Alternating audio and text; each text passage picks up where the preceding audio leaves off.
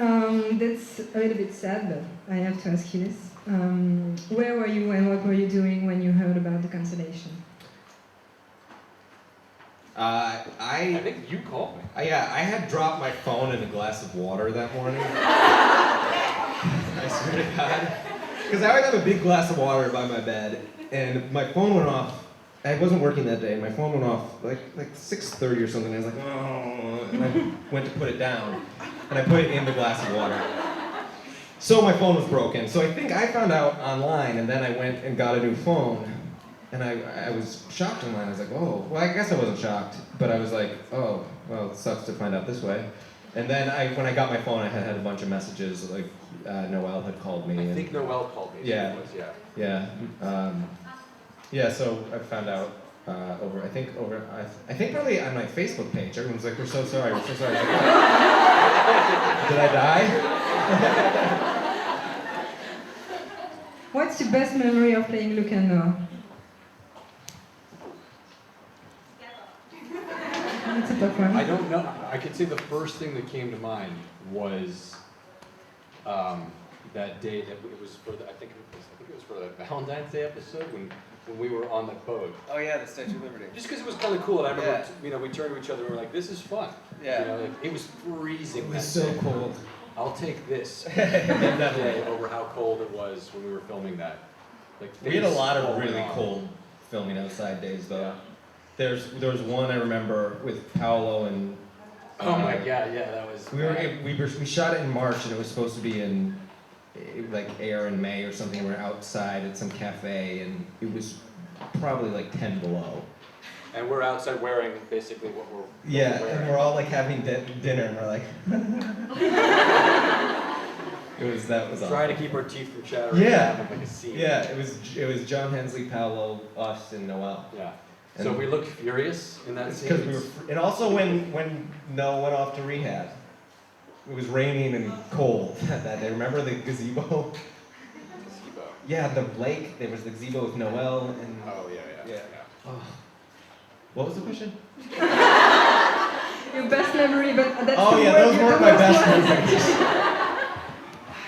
I don't know. I think it's kind of weird, like looking at it in retrospect now, because it's still very near. It's only been 3 weeks, I think, since we stopped filming. So I think in time I'll be able to figure out my best memory will come to me. Tell us what it was like your first day on the set and your last day on the set. Well, for me, I don't think it was any accident, but the first day, was of course at the set was Oakdale Now, and I don't think I'm giving away anything, but the last day was also at Oakdale Now, so it was just kind of, they had that little bit of symmetry. But so, it's kind of like, even though it was the same place, the same people, it was absolutely night and day in terms of, I think I changed the most from that first, time on set. It's, it's just a long period working on one thing.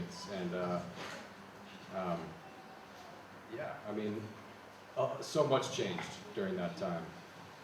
But they were both wonderful days. I think for me, my first day was a blur. I remember being incredibly shy because I didn't know anybody. I had never been on TV. I had no idea what I was doing. I remember seeing a boom mic and being like, ooh.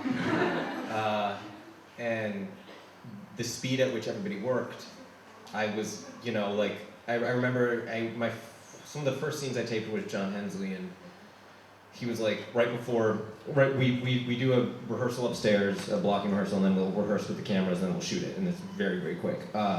And we did the rehearsal, and then John was like, so let's run the scene, and I was like, okay. And then all these hair and makeup people came up and started like touching me, and I was like, and I remember like towards the end, that was one of my first memories. Is like I couldn't focus on anything with these people just, do the hair, and they all come up at once, and there's somebody pulling your shirt and making sure your shirt looks right. And then at the very end, I remember people doing the same thing and being like, this has become so normal for me now. And that's such a weird thing, because when it started, it was so alien to me. The last day was sad, It was nice though. Whenever a majority of the cast was on set that day, and whenever somebody was done with their scenes, because the last day has a lot of people in it. Whenever somebody was done, the producers would come out and give a round of applause, and the crew would give a round of applause for the actors, and even though we should be giving a round of applause for them, because they work harder than we do. But it was sad, but it was nice. It was bittersweet. Thank you. Can you tell us the story of your first encounter? It was at the GLAAD Awards. That was the GLAAD Awards. You were coming from a wedding. I was coming from a wedding. I had just flown back into New York, and you know they and because of the nature of the storyline, they were like, "Let's try and get you at the GLAAD Awards." Yeah, even though you didn't start for another 2 months, right? No. Yeah, I don't. I think I. Yeah, I don't even think I was going to go on set for another month and a half at least. Yeah. And it was just kind of funny because I hadn't even been on set, and here I am meeting Van At a fan, not a fan event, but at an event. at an event, Which is walking red carpet, which is so weird. walking the red carpet for the first time, and I was like, okay, this is. And it was fun. I mean, it was you know, thought he was a total ass. I was. No, I'm kidding. I wasn't. Well, yeah, I mean, we had fun. I don't know. Yeah. We kind of hit it off right from the beginning. Yeah, we did, and then we met up a couple times before you started, I think, and Yeah, got some Thai food. yeah. Yeah, it was nice.